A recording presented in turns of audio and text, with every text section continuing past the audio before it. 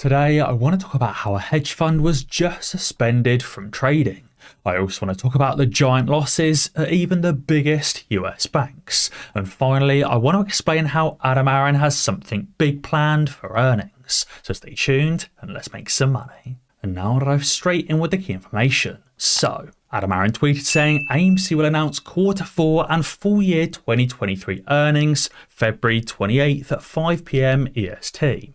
He says, I realise many of you have wanted my take as to what's currently going on, but the best time to do so is on this year-ending earnings call. And he added saying to listen to the webcast because I'll have much to say. Now, obviously right now, I don't know what Adam Aron is going to say, whether he's going to address the falling stock price, whether he's going to address synthetic shorting, whether he actually has some factual data, or whether it's something completely else entirely.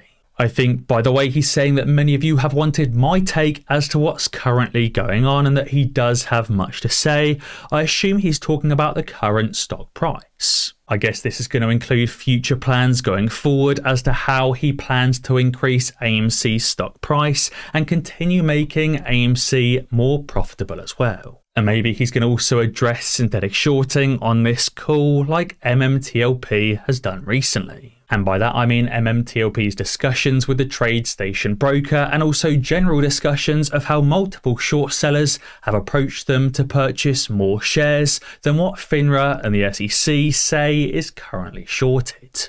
But Joshua Sky says what's currently going on is simple. The funds that shorted the stock in conjunction with the market makers are suppressing the stock price so AMC is unable to raise capital and pay down debt. They created trillions of synthetic shorts on the stock over the years and their only hope is for AMC to go bankrupt, otherwise the shorts go bankrupt instead. Now we know the shorts and market makers are suppressing the stock price. I don't think it's necessarily so AMC is unable to raise capital. They're just trying to suppress the price further and further to ensure AMC gets delisted and they can crush the stock further into bankruptcy. But obviously AMC isn't going bankrupt and Adam Aron will do everything he can to ensure AMC is not delisted onto the unregulated OTC markets. Obviously, this is why shorts are shorting the stock, so it will be very interesting to hear what Adam Aron shortly has to say. Now, Gold Telegraph has also tweeted saying, breaking news, bad commercial real estate loans have overtaken loss reserves at even the biggest United States banks. Yikes. Now, this article does a really good job of explaining what that actually means. What does it mean when losses overtake loss reserves? So it says the 6 largest US banks, JP Morgan, Bank of America, Wells Fargo, Citibank, Goldman Sachs and Morgan Stanley now have just 90 cents set aside per dollar of commercial real estate debt, on which a borrower is 30 days late. It says the decrease in provisioning came as the value of delinquent commercial property debt nearly tripled in the last year to $9.3 billion. So even though overdue debt is going up, the amount of loss reserves they have set aside is going down. That means these banks aren't keeping as much spare cash for these losses, and the losses are growing.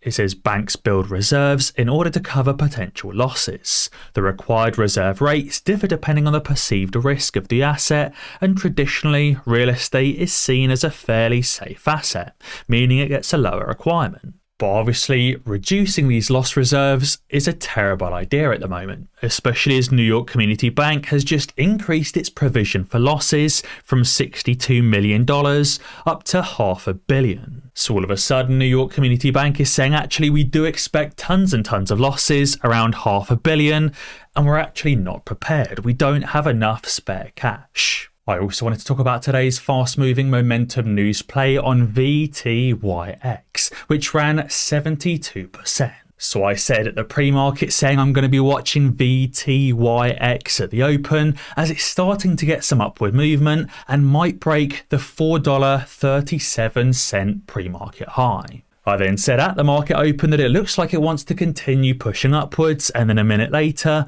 told everyone that it was getting the pre-market high breakout. CSUM bought in actually a little bit early down at $4.08 and sold at $6.98, locking in a 72% gain. If you want 72% gains, which we make every single day in the Millionaire Mindset Trading Group, be sure to sign up using the link in the description below.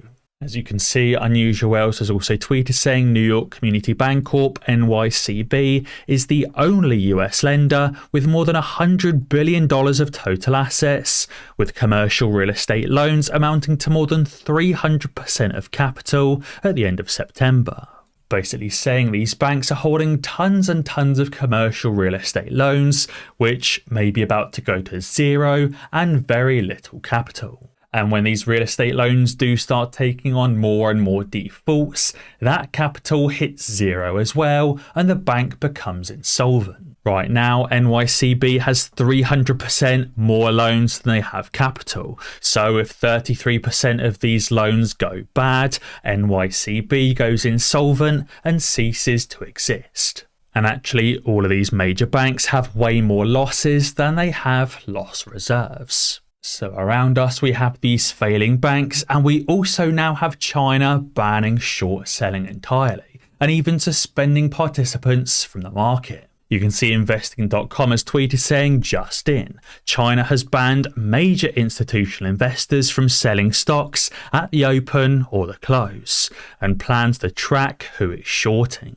As you can see, Frank's Place has also tweeted saying China has just banned a big hedge fund from trading for 3 days, after the quant fund dumped $357 million in shares within a minute. China have said the fund Lingjung Investments had broken rules on orderly trading and had barred that fund from buying and selling for 3 days. This hedge fund purposefully dumped tons of stocks, which purposefully dropped stock market indexes in China. And as a result, that hedge fund has now been restricted from all trading for at least 3 days. Now, I've got two things I find very interesting here.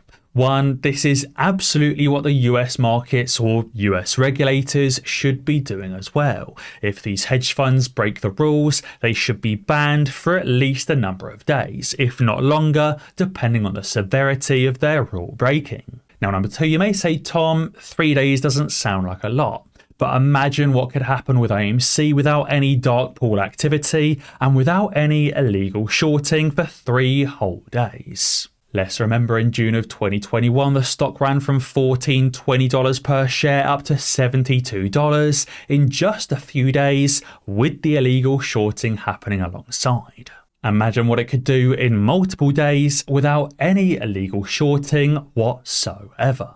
Especially as the float is already shorted multiple times over and not a single share can be located to be short sold legally. So we'd have literally zero shorting whatsoever, just buying for 3 full days with no illegal activity. That's exactly what we need, and doing so would easily cause the squeeze in a matter of hours. Adam Kuhl also tweeted saying Chinese hedge fund managers have been reprimanded for selling Chinese stocks, and soon these hedge funds will disappear. This article talks about the Chinese hedge fund that is deeply sorry after its trading ban for market disruption. I find it funny that they're only deeply sorry now they've been caught and reprimanded for selling and dumping tons and tons of shares. I'm sure if they wouldn't caught, they wouldn't have apologised, and they would have continued doing exactly what they've been doing. Now finally for today, Jeff Bezos has just filed another document to sell more shares. Jeff Bezos has just filed for a sale of 14 million additional shares of Amazon worth $2.4 billion, bringing his total now to $8.4 billion worth of shares sold so far in 2024. You can see that he was selling shares on the 15th and on the 16th, which is what I covered in my previous video. But then again, yesterday, he's just sold a few million more shares. We can see these insiders at Amazon like Jeff Bezos, at Microsoft, and also politicians and Bill Gates on top of that have been dumping shares left, right and centre. And as Anthony Pompolino tweeted, he said Jeff Bezos is selling a lot of stock. The last time he did this was at the top of the market in 2021. What does he know? Many of these insiders have been going chaotic, selling tons and tons of shares like they were doing in December 2021, just before a full year of market downturn. Maybe these multi-billionaires are expecting 2024 to be a very bad year for stocks. And obviously, if the majority of stocks do end up crashing, there will be those outliers that end up squeezing, just like AMC. So guys, be sure to let me know what you think down in the comments below. And as always guys, be sure to ding that notification bell, because that way you'll be alerted when I upload a new video. Cheers.